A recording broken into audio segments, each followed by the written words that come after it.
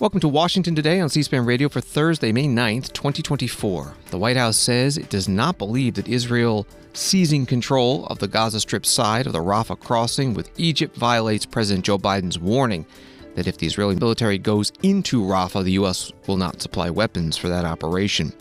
We'll hear from President Biden, White House spokesperson John Kirby, also former President Donald Trump and Republican Senator Joni Ernst, who are criticizing the president's position.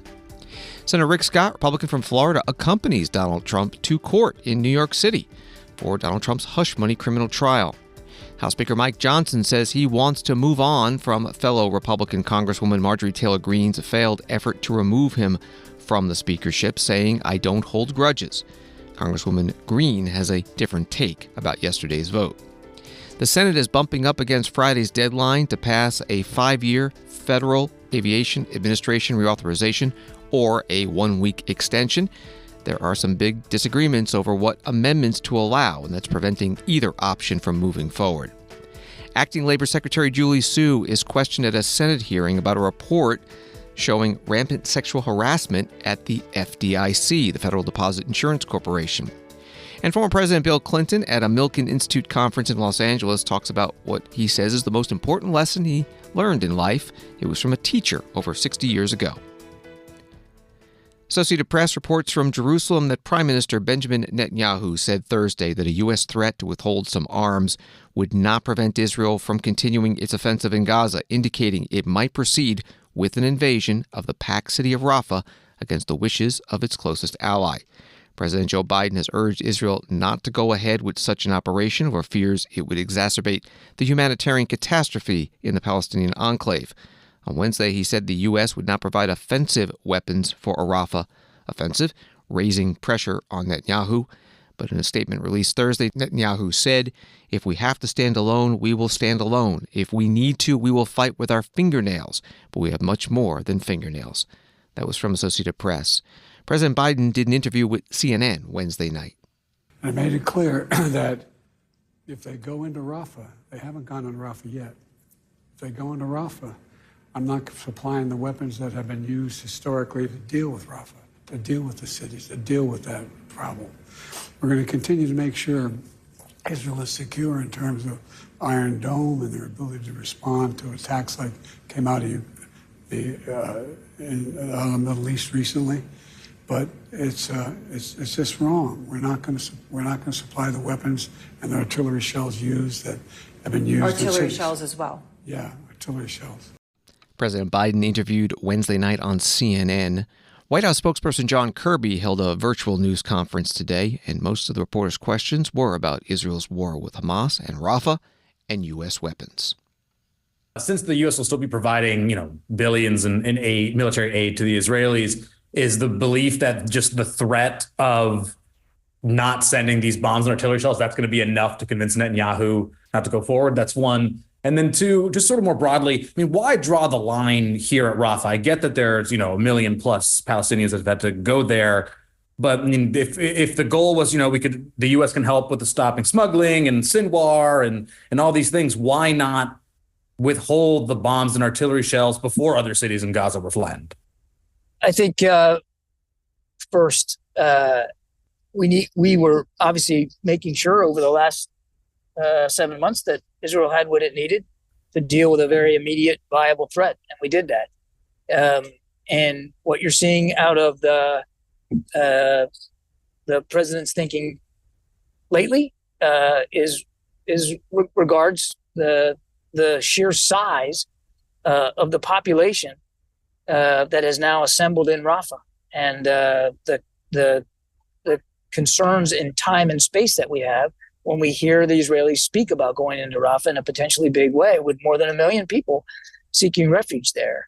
And I think that's really what's driving at this. And again, I would reiterate that we have been consistent in supporting Israel in what their needs are, including now. We're still supporting Israel's defensive capabilities, making sure that they have what they need to defend themselves. That has not changed. John Kirby, White House National Security Communications Advisor, during today's online audio-only news conference. Story from BBC News, more than 80,000 people have fled the southern city of Rafah since Monday, the UN says, as Israeli tanks reportedly massed close to built-up areas amid constant bombardment. Palestinian armed groups said they were targeting Israeli troops to the east. Israel's military has said its ground forces are conducting targeted activity in eastern Rafah. The UN also warned that food and fuel were running out because it was not receiving aid through nearby crossings. That was from BBC News.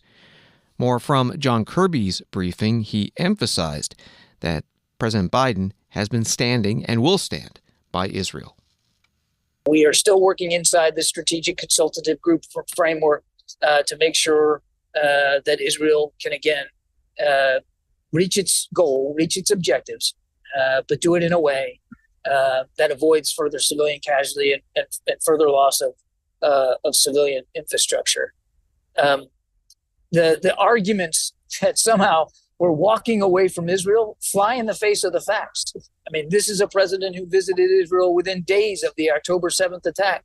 This is a president who rushed additional military articles to Israel and, frankly, provided expertise from our own military to go over there to help them as they thought through their planning and their operation of these structures. And this is a president who put American pilots, fighter pilots, in the sky to help shoot down more than 300 missiles and drones fired by Iran in mid-April.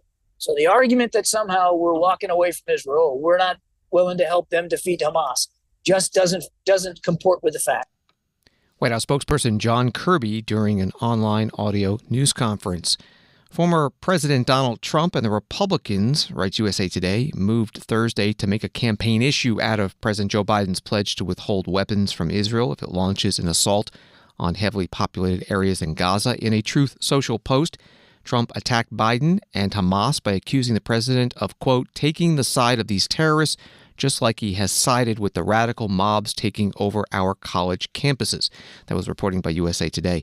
Donald Trump spoke to reporters in New York City at the start of the day's session in his hush money business record falsification criminal trial about this issue. Biden is doing with respect to Israel is disgraceful. If any Jewish person voted for Joe Biden, they should be ashamed of themselves. He's totally abandoned Israel, and nobody can believe it. I guess he feels good about it because he did it as a political decision. You have to do the right decision, not the political decision. Donald Trump in New York City. Senator Lindsey Graham, Republican of South Carolina, posting on X that he'd be calling a press conference today in Washington, quote, to discuss a resolution that condemns any action by the Biden administration to withhold or restrict weapons for Israel. Senator Graham was joined by a half dozen other Senate Republicans, including Joni Ernst from Iowa. The last thing that we need is a president who waffles on his support to Israel. So much for that ironclad support. His words, not mine. Joe Biden's ironclad support of Israel.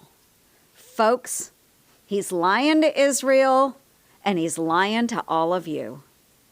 It is not ironclad. He is withholding weapons that are needed by our closest friend and ally in the Middle East, Israel. We already have these mouthpieces for Hamas here at home. We've seen them all on these liberal campuses out there supporting and saying they are Hamas. Our own students at liberal elite colleges. We don't need the president stepping into that arena as well. The president is a tool, folks. He is a tool. Okay, in this case, he's a propaganda tool. But Hamas is using him, and he is allowing it, and he is turning his back on Israel. So our message today should be to remember, Mr. President, Hamas created the humanitarian disaster in Gaza. Hamas knew exactly what would happen when they attacked on October 7th. They knew that Israel would respond and that they would strive for victory and the destruction of Hamas. They knew that. This is not Israel's fault. This is Hamas's fault. This is Sinwar's fault. This is Iran's fault. it is not Israel's fault. So we don't need Joe Biden being a mouthpiece for Hamas. We certainly don't need it in our White House. We need new leadership. Senator Joni Ernst, Republican from Iowa, at a news conference on Capitol Hill with other Senate Republicans. From the Guardian newspaper, the first faculty-led Gaza Solidarity encampment protest in the U.S. was established on Wednesday night at New York's New School campus. Nearly 24 professors and lecturers at the New York City College pitched tents and unrolled sleeping bags in the lobby of an academic building located in Greenwich Village in Manhattan in support of their students and against Israel's attack on Gaza and their university's financial ties to Israel. That story from The Guardian. At the Pentagon, the press secretary, Pat Ryder, gave a status report on that floating pier that's being built off of Gaza to deliver humanitarian aid. First, let me start with a brief update on the status of the Joint Logistics Over-the-Shore Capability, or JLOTS, that we're establishing in support of humanitarian assistance efforts with USAID and other partners. As my colleague Sabrina Singh briefed on Tuesday, the construction of the two portions of the JLOTS system, both the floating pier and the Trident Pier, or causeway, have been completed and are currently positioned offshore at the port of Ashdod, awaiting final movement. While I'm not going to provide a specific date, we expect these temporary piers to be put into position in the very near future, pending suitable security and weather conditions. In the meantime, the motor vessel Sagamore departed Cyprus today, loaded with humanitarian aid for transloading onto the motor vessel Roy P. Benavides, which is currently off the coast of Ashdod, to begin the process of staging humanitarian aid.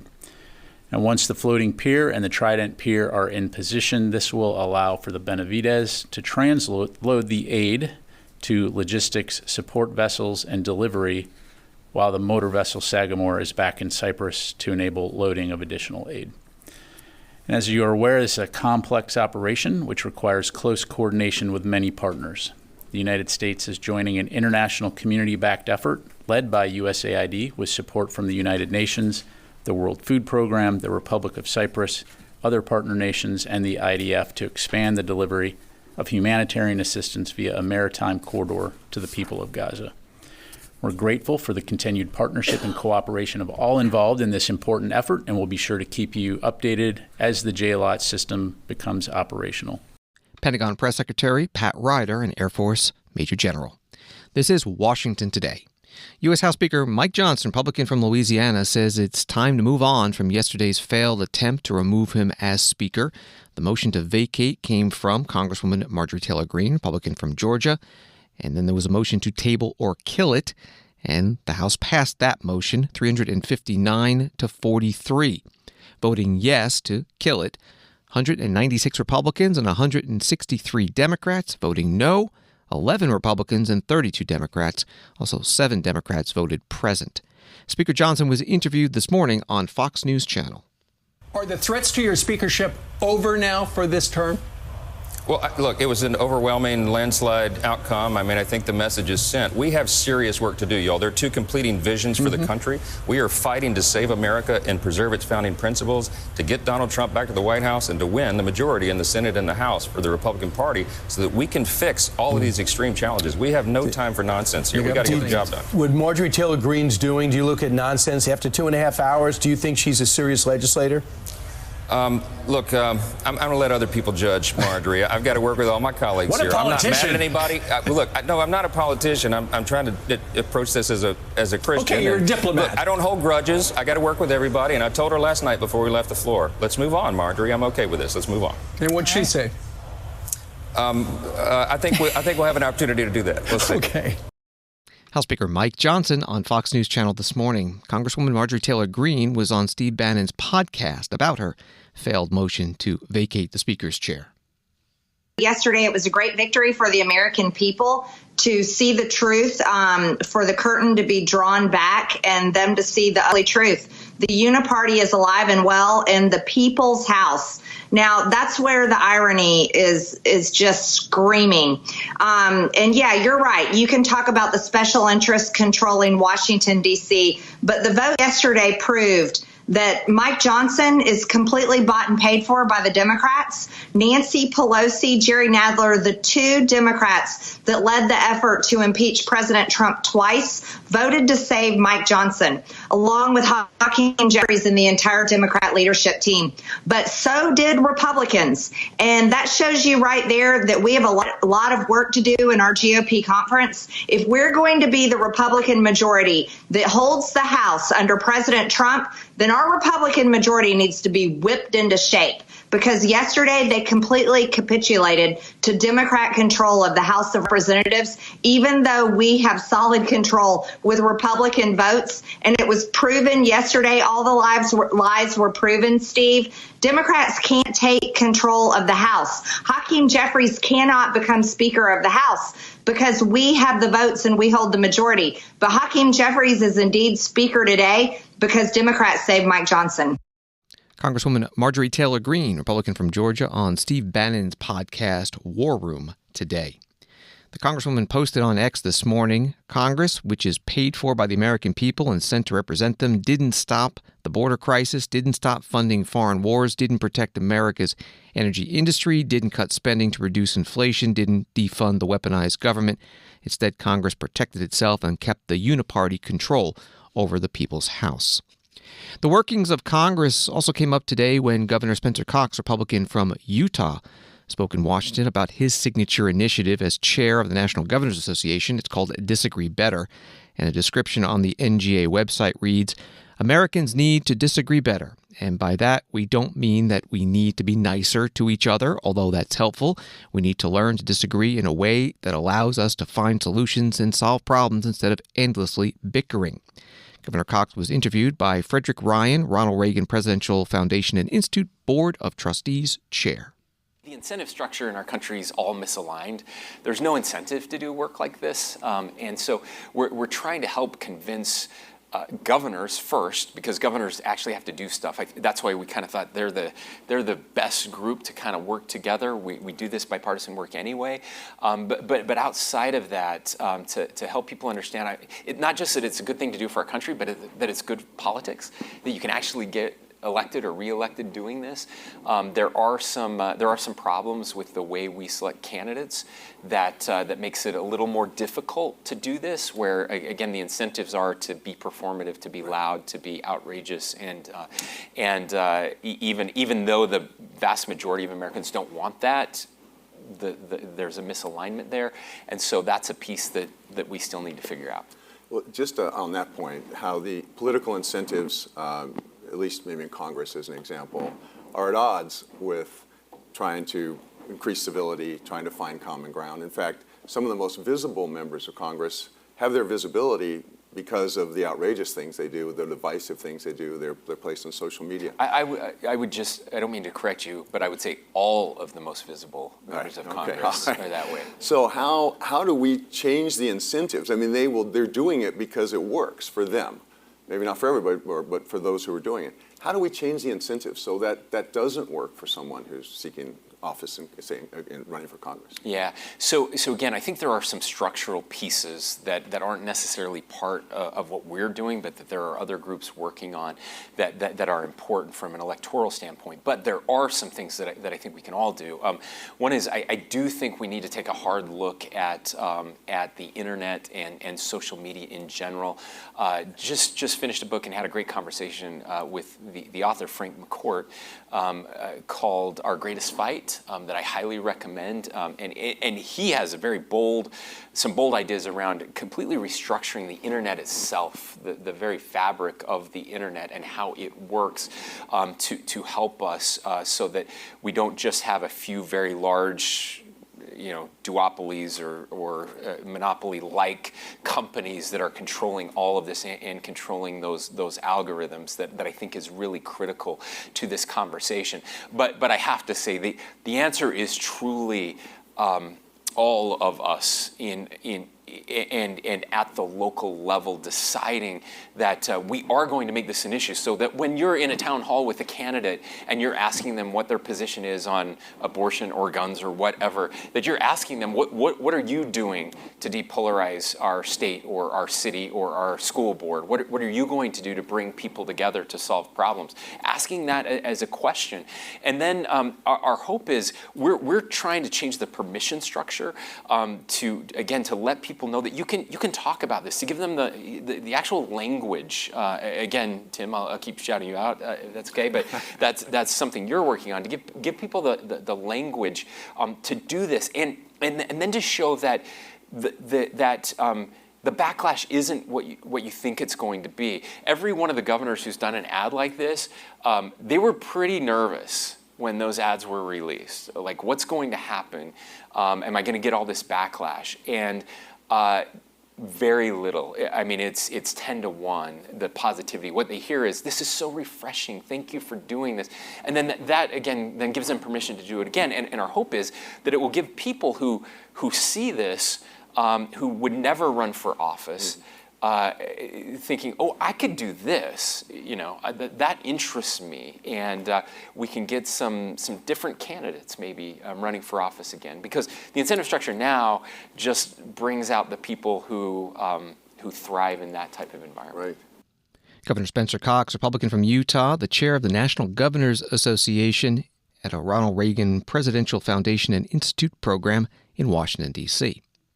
Politico, reporting on the Donald Trump hush money trial in New York City, writes that Justice Juan Merchan's gag order forbids Donald Trump from verbally attacking the prosecutors working for District Attorney Alvin Bragg. It also bars Trump from commenting on the judge's family, but that hasn't stopped some close allies from unleashing rhetoric that Trump himself cannot. Today, that role was filled by Senator Rick Scott, Republican from Florida, who attended a portion of the trial proceedings and accompanied Trump into the courtroom. That was from Politico. Senator Scott spoke to reporters during a break in the testimony. I'm here because I've known Donald Trump a long time. I knew him before I was governor. I consider him a friend. And what he is going through is just despicable. It's a crime in this country to use the court system to go after your political opponents. What's happening in this courtroom is clearly criminal. It's been led by political thugs. Look, I've had experience with this. Back in the 90s, I was the lead opponent to Hillary Clinton's health care. After it was defeated, she used the Justice Department to go after me and my company. This can't continue. What's happening to this president is wrong. We're watching all over the country. We're watching all these cases that are going after somebody simply because he's a political opponent of Joe Biden. Now, I'm proud of him for standing up for all of us, because guess what? It's not going to end with him. They can go after any one of us if they want to, and you do not have the resources to do it. They can go after the former president. They can go after you. Now, let's look at who's involved in doing this. The lead prosecutor was the number 3 person that the Biden Justice Department. The judge's daughter is a political operative and raises money for Democrats.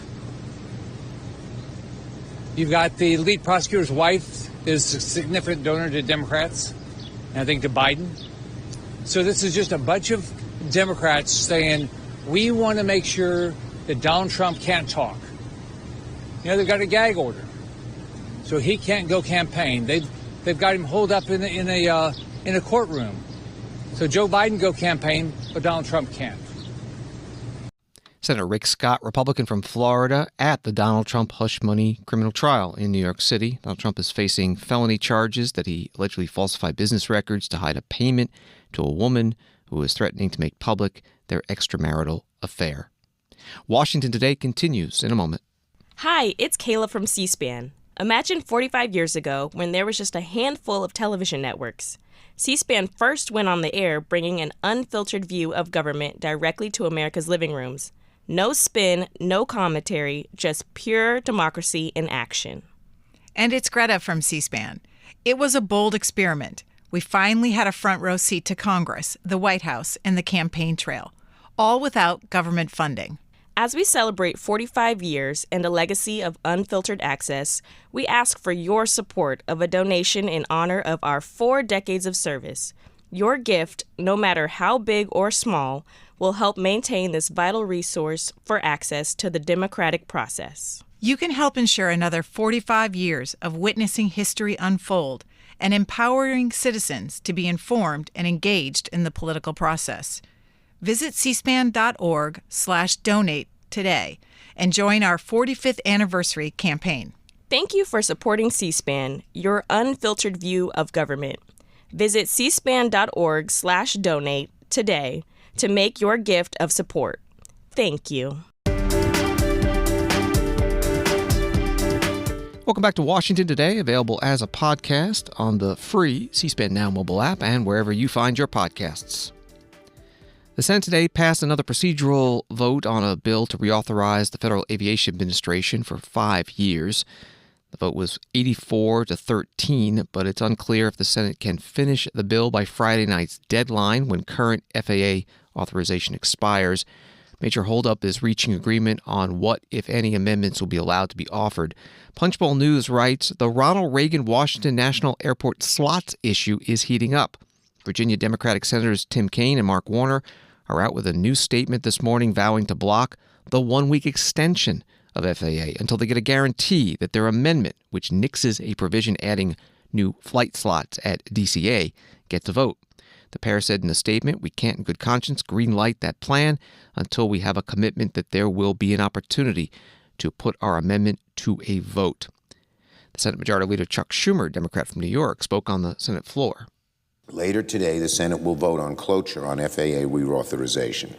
We hope to get this done today to keep the FAA funded and operational before tomorrow's deadline.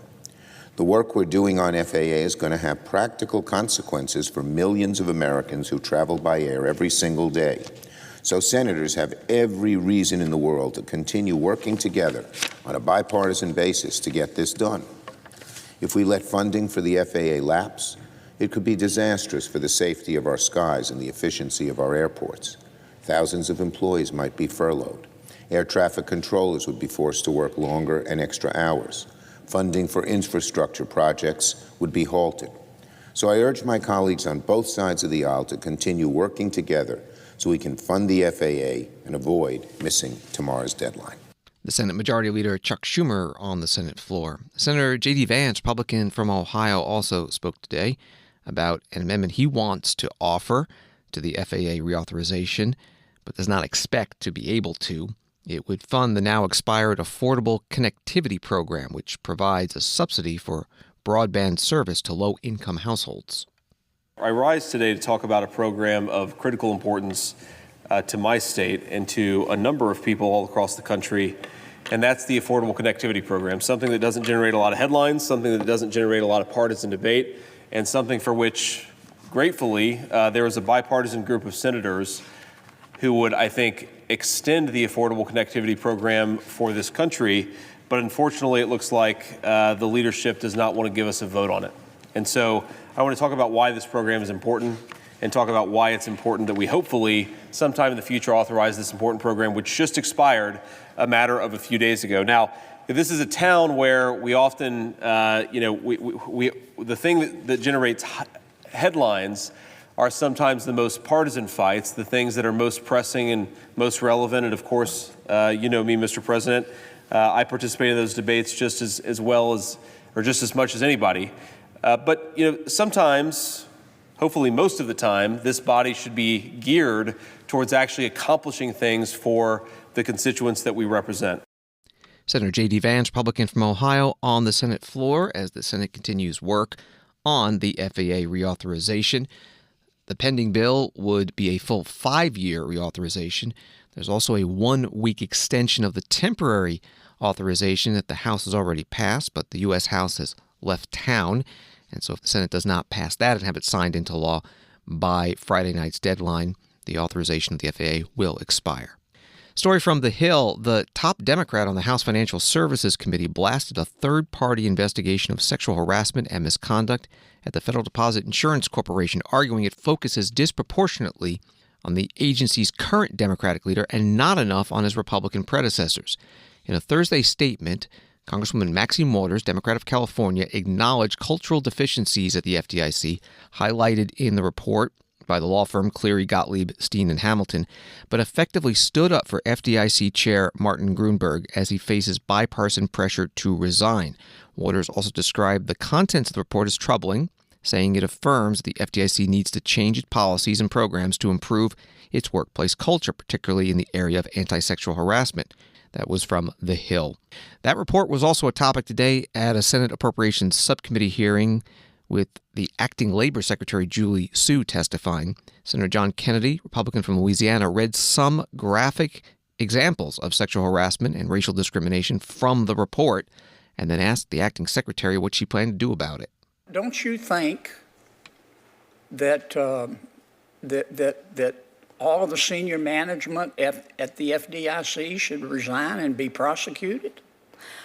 So, Senator, I don't know if a complaint was formally made to the EEOC. That is the federal agency that oversees sexual complaint.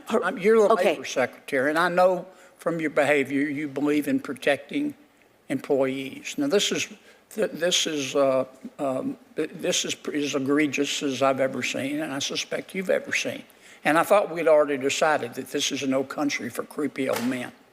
I'm asking you what you're planning. Are you going to call for Martin Gruenberg, who runs the place, to resign? He's been there since 2005, and one or two things are going on. If he says he didn't know about it, he's like a rock, only dumber. Or he condoned this behavior. For the Biden administration, does Me Too apply except at the FDIC? Is that what you're saying? No, Senator. I mean, I have seen some pretty horrible things. I mean, we see human trafficking and people forced to work in unconscionable conditions. Yes, ma'am, but what are you going to do about the FDIC? And how are you going to protect those employees? Well, they definitely deserve protection. This is where the Department of Labor's authority over the Fair Labor Standards Act, the OSH Act, and other things, the sexual harassment claims that you were talking about fall under a different federal agency. And so you're just going to ignore it? No, I mean, but I think that it's important for agencies to operate under the authority that they've been given by Congress. Don't you think you have a moral imperative to ask Mr. Gruenberg to resign, to quit? I would say this, Senator. I would say, I think you said that a complaint had been made. I'm assuming it was made to the proper federal agency. I trust that our sister agencies... But they're coming. I'm just asking you what you're planning on doing, if anything. It doesn't sound to me like you're planning on doing anything to help these young female employees. Well, now that you've brought it to my attention, I'm happy to make sure that the EOC is aware that there is a case like this. But you're not going to do anything about it as Labor Secretary. Well, let me say this, Senator. I know that the people of America need a very strong Department of Labor to protect working people across this country. Our authority to investigate, to cite, to end bad labor practices are bound by the authority that's given by you to me. These investigations occur at another agency. You're not going to do anything, are you? Oh, I just said I'm happy to reach out to them to make sure they're aware of it, and if they need any support that I'm able to give. Your power to help those employees. Thank you, Senator Kennedy. Senator John Kennedy, Republican from Louisiana, questioning the acting Labor Secretary Julie Su at today's Senate Appropriations Subcommittee hearing that was called to focus on the Labor Department's budget proposal for fiscal year 2025. The FDIC chair, Martin Gruenberg, put out a statement calling that report a sobering look inside our workplace. And to anyone who experienced sexual harassment or other misconduct at the FDIC, I again want to express how very sorry I am. I want to apologize for any shortcomings on my part. As chairman, I am ultimately responsible for everything that happens at our agency, including our workplace culture. And he said in his statement, I personally pledge to each of you that we will implement the recommendations contained in this report. Story from Reuters, the U.S. could take extreme action and ban Chinese-connected vehicles or impose restrictions on them. The Commerce Secretary Gina Raimondo said on Wednesday, in the first indication, a ban could be on the table after a national security investigation. The Commerce Department is reviewing public comments that were due by April 30th, Raimondo told Reuters, on a probe the Biden administration launched in February into whether Chinese vehicle imports pose national security risks. And the Reuters article does note there are relatively few Chinese-made light-duty vehicles being imported into the United States. Secretary Raimondo also mentioned this during testimony Wednesday before a House Appropriations Subcommittee, when questioned by Congressman Jake Ellzey, Republican of Texas. Can you describe for me what you think the threat is from the electronics of China in the United States? A couple things. One, I was very pleased to see Congress take action on TikTok. That's an example of TikTok being on the phones of, hundreds of millions tens of millions of Americans, collecting all that data. So that was one thing. Secondly, one thing we're doing is looking into electric vehicles, connected vehicles. Chinese electric vehicles on our roads at scale could be collecting massive amounts of data on Americans, who they are, what they say in their car, where they go to, their patterns of driving. So we've opened an investigation at the Commerce Department looking at that. Also very much looking at cranes. The vast majority of cranes at U.S. ports are Chinese. Cranes are no longer, steel in the air. They're all connected, collecting data.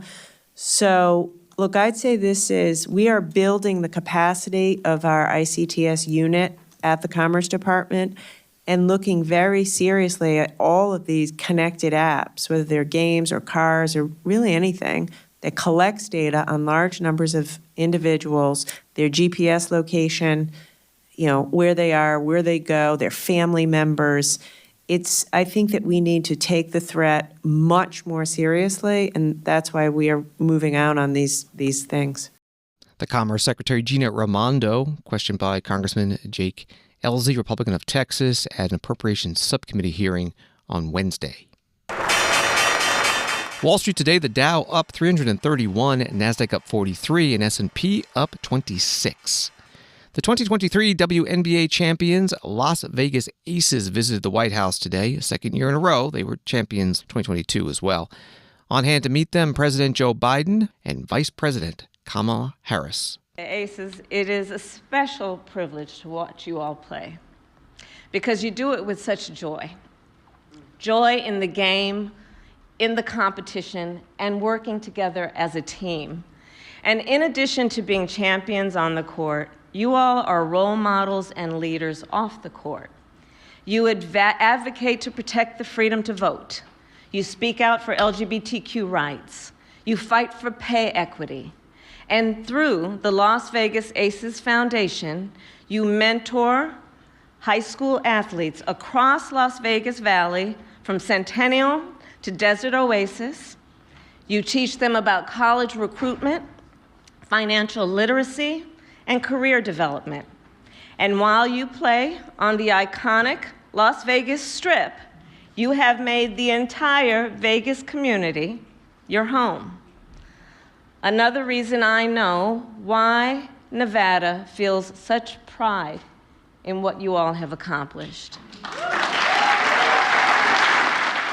Vice President Kamala Harris at the White House, along with President Joe Biden and the 2023 WNBA champions, Las Vegas Aces. Former President Bill Clinton sat down for a conversation about diplomacy, global challenges, and public health at the Milken Institute's annual global conference in Los Angeles Wednesday night. He was also asked about what the strong influences were in his life, and he told a story about a special teacher. I had an 8th grade science teacher who taught me the most important lesson I've ever known. He was,